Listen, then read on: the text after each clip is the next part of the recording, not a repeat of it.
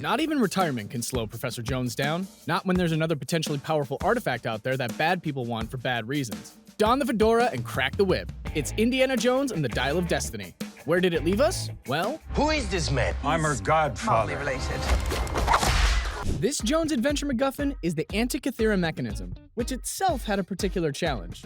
It had already been found. Just like in the movie, the real Antikythera Mechanism was found by divers at the beginning of the 20th century.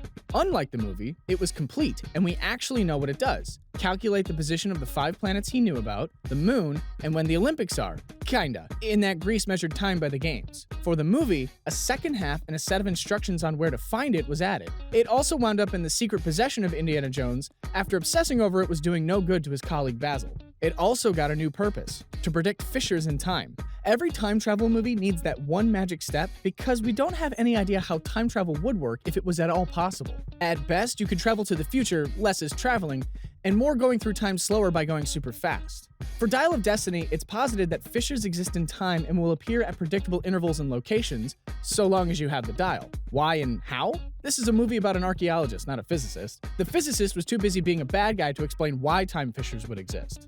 Dr. Voller wanted it so he could go back to just before the invasion of Poland and kill Hitler because he's convinced he could do a better job. Indy, as is the custom, thought it belonged in a museum. What all these people wanted was of no consequence to the man who designed the Antikythera Mechanism, Archimedes. Jones thought that Voller was going to fail because he didn't account for continental drift, but the solution was simpler than that. Archimedes designed the mechanism so that people in the future could find a fissure and come back to the Siege of Syracuse. There are a variety of rules for time travel movies. There's the Back to the Future model, where adventures in the past can have dramatic effects on the future. Get in the way of your mom and dad getting together? You'll slowly fade away until that window of fate closes. Then there's the multiple timelines model, like Marvel's time-traveling shenanigans, and Rick and Morty. There, if you change something in the past, you create a new timeline where all new things happen, creating a multiverse. Or the multiverse was already there, and all you're doing by mucking things about is that you're skipping universes to the one where whatever it was just happened. Then there's the past is always what it was, even if you haven't been born yet to eventually do it. The evidence for that is everywhere in the movie. While in Sicily during a celebration, there's a reenactment of fighting dragons, which is what the Romans assumed just showed up over their siege. Likewise, in Archimedes' tomb, there was a bird with propellers on its wings. I mean, he's a genius, but he saw all of 15 minutes of an airplane, and most of that time Rome was trying to sack his city. He knows they're not birds, but he has to describe it to someone to put on his tomb. Archimedes is also found with Voller's watch that had been left behind. Both the propellers and watch suggested that not only did the device work, but that maybe Archimedes spent some time tripping through time. Instead, even though Indiana and company had yet to travel to the past, crash a bomber, and meet Archimedes, it happened in 412 BCE. A lot of the movie revolves around the Siege of Syracuse. This was during the Second Polemic War. That's the one where Hannibal surprised the Romans by walking his elephants around the mountains instead of crossing the sea from Carthage. Well, by the time they got where they were going, they only had Hannibal's personal elephant.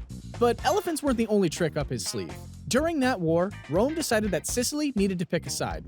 Or rather, wasn't happy with the side they picked after the fall of their monarch and decided to pick for them by besieging the city. The Antikythera Mechanism is one of the only things that Archimedes made that has been found.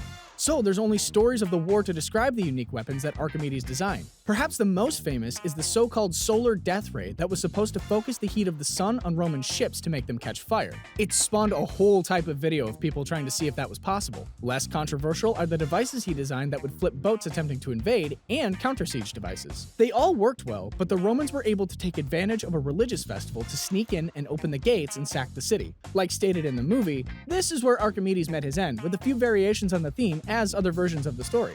Voller's really fatal mistake was a common one in airplanes used to fight unusual things scenes. Whether it's an ancient Roman navy or a giant city-crushing Empire State climbing monster, they get way too close.